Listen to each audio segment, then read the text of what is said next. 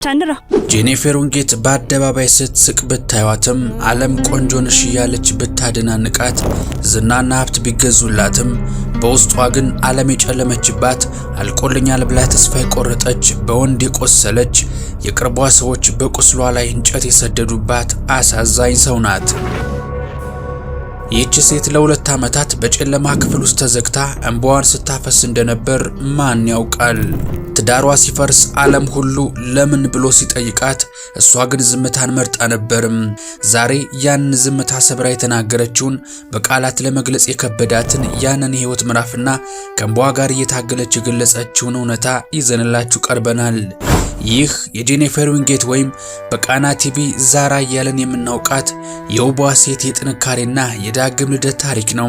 ይህችን ቆንጆ አግብቶ ከሌላ ሴት ጋር የተያዘው ባሏስ ማን ነው የሚለውንና ስለ ትዳሯ መፍረስ የሰጠችውን ፍንጭ ከስብራቷ በኋላ ያገኘችውን ድንቅ ማንነቷንና ለዓመታት የደበቀችውን ቁስል ዛሬ ገልጠን እናየዋለን። እናንተ ብቻ እንደተለመደው ላይክ እና ሰብስክራይብ የሚሉ ነጭና ቀይ ቀለሞችን መታ እያደረጋችሁ አብራችሁን ጥቂት ዝለቁም።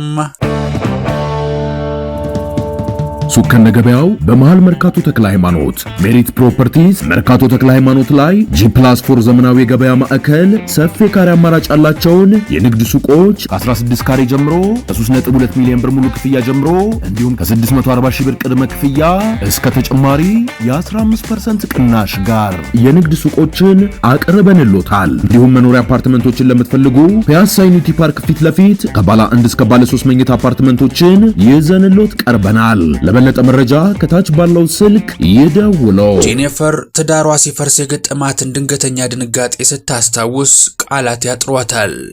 በቃለ መጠይቁ ላይ ድምጿ እየተቆራረጠ እንዲህ ስትል ያንን ወቅት ተገልጸዋለች። በጣም ተሰብሬ ነበር፣ ራሴን አጥቼ ነበር፣ ግራ ተጋብቼም ነበር። ምን እንደተፈጠረ እንኳን አልገባኝም ነበር።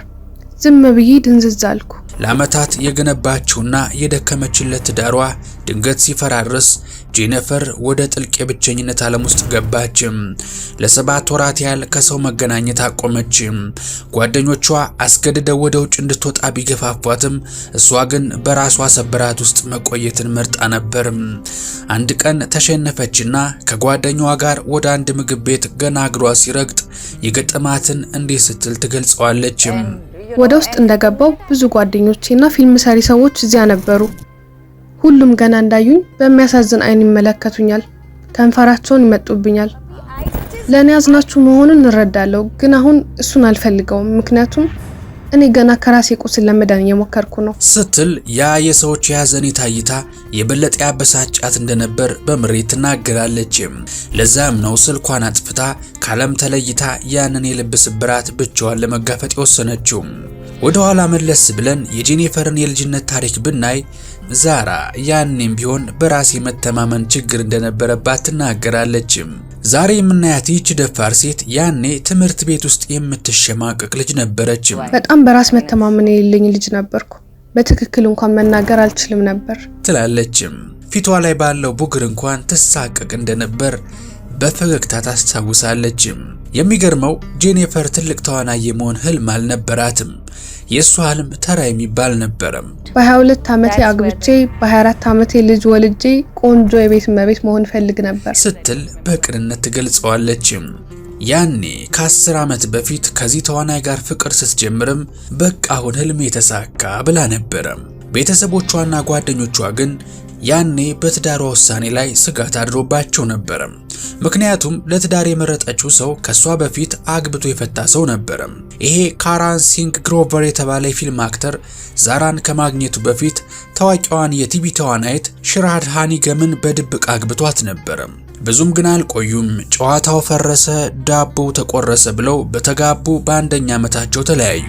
ለፍቹ ምክንያት ደግሞ የካራን ሌላ የፍቅር ግንኙነት ውስጥ መግባት እንደነበር በወቅቱ ይወራ ነበር። ይህች ሴት ግን ዛራ ወይም ጄኒፈር ስለመሆኗ የታወቀ ነገር የለም። አጅሬው ግን በዚህ ፊልም ላይ ከዛራ ጋር አብረው የመስራት እድሉን ሲያገኙ ጄኒፈርን በፍቅር ጠልፎ ጣላትም። የህንድን ሚዲያ ያናወጠ አዲስ ፍቅር ተብሎ ተወራለትም። ከአይን ያውጣችሁ ተብሎም ቱ ተባለበትም። እና ጄኒፈር የቤተሰቦቿን ምክር ችላ ብላ ፍቅር ያወረው ልቧን ተከትላ ነጎደችም። ልብህ በአንድ ነገር ላይ ካረፈ ማንም መክሮ አይመልስም። ፍቅር እውር ነው እንደሚባለው። ሆኖም ግን ያ ትልቅ ተስፋ የጣለችበት ትዳር ኃይሎ ጋር ተብሎ ተደግሶ ጄኒፈር እንዳሰበችው ልጆች ወልዳ ህልሟን ሳይሆን ትዳሯ በትኩሱ ሲፈርስ የጄኒፈር ህመሟ እጥፍ ሆነ። ይግረማችሁና ያገባችው ካራን የተባለው ይህ ሰው በዚች የምታሳሳ ተዋናይት ላይ ሌላ ፍቅረኛ ደርቦባት እንደነበርም ተነገረ። በወቅቱ የህንድ ሚዲያዎች እንደዘገቡት ከሆነ ካራን ሲንግሮቨር አንድ ቦታ የመርጋት ችግር ነበረበት። ከጄኒፈር ጋር ከመጋባቱ በፊትም ሌላ ትዳር ፈቶ የነበረ ሲሆን ከጄኒፈር ጋር እያሉም አሎን የተባለው ፊልም አብራው ከሰራችው ቢፓሻ ባሱ ከተባለችው እንስት ጋር የነበረው የቅርብ ግንኙነት ለፍቺው መፋጠን ትልቅ ምክንያት እንደነበር ይነገራል። ጄኒፈር ከዓመታት በኋላ ስለዚህ ፍቺ ስትናገር ፍቺው በህይወቷ ውስጥ ትልቅ የስሜት ስብራት ጥሎባት እንዳለፈ አልሸሸገችም። ይሁንና ፍቺው በሰላማዊ መንገድ እንዳልተጠናቀቀና ሁለቱም ለትዳሩ መፍረስ የየራሳቸው ድርሻ እንደነበራቸው ገልጻለች። በትዳሩ ወቅት ብዙ ነገሮች እንደታገሰችና በመጨረሻም ግን መለያየቱ ለሁለቱም የተሻለ ምርጫ እንደነበር ተናግራለች። እንደማስበው ሁለታችንም ለዚያ ትዳር ዝግጁ አልነበርንም። የተሳሳተ ጊዜ ምርጫ ነበር። ይህ አገላለጿ ዛራ አሊያም ጄኒፈር አሁን የደረሰችበትን የብስለት ደረጃ ማሳያ ነውም ተብሎላታል። ምክንያቱም 2 ዓመት አብራው ስለኖረችውና በኋላም ልቧን ስለሰበረው ሰው ክፉ ነገር መናገር እየቻለች እንዳውም ሁለታችንም ዝግጁ አልነበርንም ማለቷ እውነትም ጄኒፈር ከስብራቷ በኋላ አዲስ ሰው መሆኗን ያረጋግጥ ሆኗል። በዚህ ቃለ መጠይቅ ላይ ጄኒፈር ማህበረሰቡ በፍቺ ሂደት ውስጥ ወንዶችና ሴቶችን የሚያይበት መንገድ ላይ ያላትን መልከታ አጋርታለች። እሷ እንደምትለው ሴቶች ከወንዶች በበለጠ ይፈረድባቸዋል ትዳራቸውን ሲፈቱ ማለቷ ነው።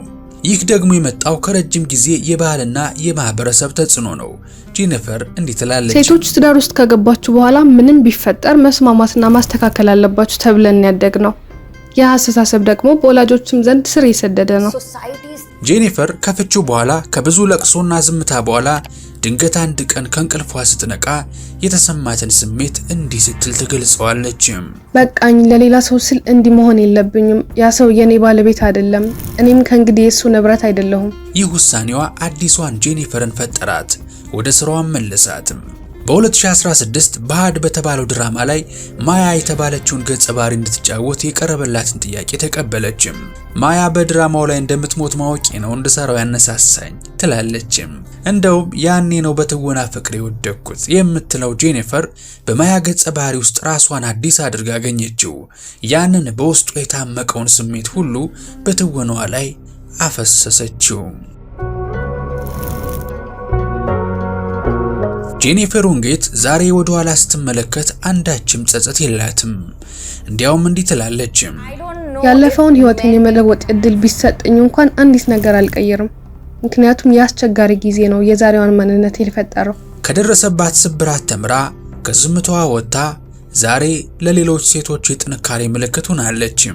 በቃለ መጠይቁ ማጠቃለያ ላይ ጄኒፈር ለተመልካቾች የምታስተላልፈው መልእክት ደግሞ ልብ ይነካል። በህይወት ውስጥ ውጣ ውረድ ቢኖርም ፈገግ ብሎ ማለፍ ይቻላል ትለናለች። የአንድ ሰሞነኛዋ ሱሳችን የዛራና ቻንድራዋ ዛራ በዓለም ስሟ ጄኒፈር ውንጌት። የምንወዳችሁ ተመልካቾቻችን ለዛሬ ያዝንላችሁ ዝግጅት ይህን ይመስላል። እንዴት አገኛችሁት? ከቃናዋ ፈርጥ ከጄኒፈር ህይወትስ ምን ተማራችሁ? ሐሳባችሁን በኮሜንት ግለጹልን። ቪዲዮውን እስከ ማብቂያው ስለታደማችሁልን ላቅ ያለ ልባዊ ምስጋና እንጀባ እያልኳችሁ ይህንን ልዩ ጥንቅራችንን ከወደዳችሁት ደግሞ ላይክ ማድረጋችሁንና ሰብስክራይብ ማድረጋችሁን አትርሱ። በሚቀጥለው ቪዲዮ እስከምንገናኝ ሰላማችሁ ብዝት ይበልልኝ። ቸር ቆዩልኝ።